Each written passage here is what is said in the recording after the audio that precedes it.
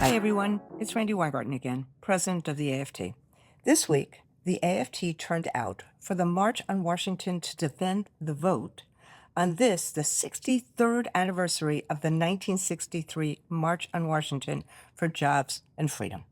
The AFT was a key supporter of the first march as well, when we were fighting to get the vote for all Americans. And this week, we are defending the vote amidst widespread attacks on voting rights.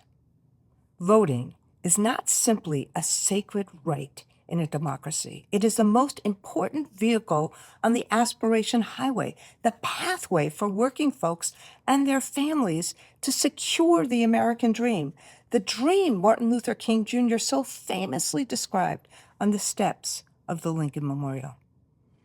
These dog days of August also mark back to school, and the AFT has been doing a lot to support educators in our communities.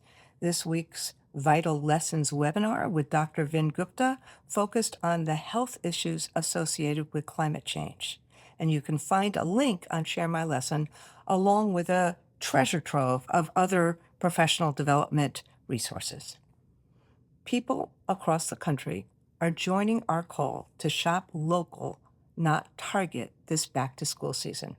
Target has remained silent as ICE's cruel tactics have terrorized families in Minneapolis, where the company is headquarters, and spread across the country.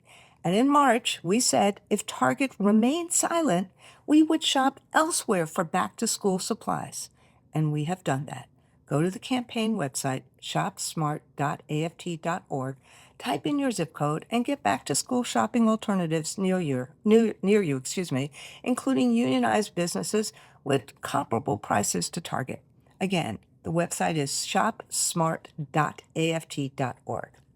And then there is AI. Secretary of Education Linda McMahon went on CNN last week, not to lift up best practices, but to promote using AI in schools.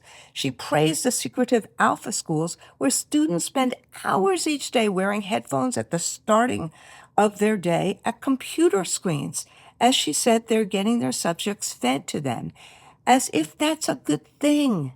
Educators and parents and students know you need connection, engagement, and active learning to spark kids' interests and nurture learning. I don't know, but this administration doesn't seem to get it. They're all too willing to hand over students' education to big tech. We're fighting that. Tech should be a tool. Humans, not AI, should be in charge. And in other news this week, Meta agreed to sweeping changes designed to restrict minors' access to Instagram, Facebook, under the terms of an $18 billion settlement with 29 states over children's safety. And I'm thinking of the families whose children were traumatized or died due to social media harms.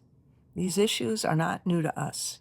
Many of us have raised concerns for years, like AFT's Likes versus Learning report in 2022.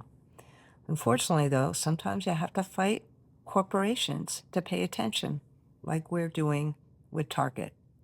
But this deal with Meta is a huge step, protecting kids, but it's not the end. The Senate should bring COSA to a vote as soon as possible to keep our kids safe and healthy.